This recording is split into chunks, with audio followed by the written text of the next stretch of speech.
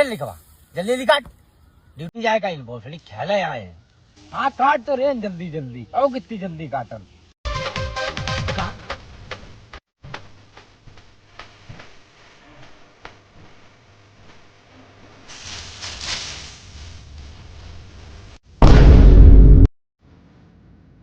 बाबूजी ये क्या है?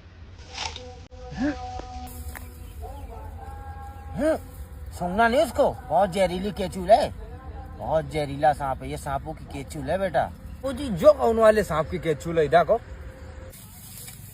यह इच्छाधारी नाग की केचुल है बेटा, वो इच्छाधारी नाग जो जब चाहते तब बिल में घुस जाते, समझे? और तू ज्यादा दिमाग मत काट, भोसड़ी के गेहूं काट तू, समझे ना?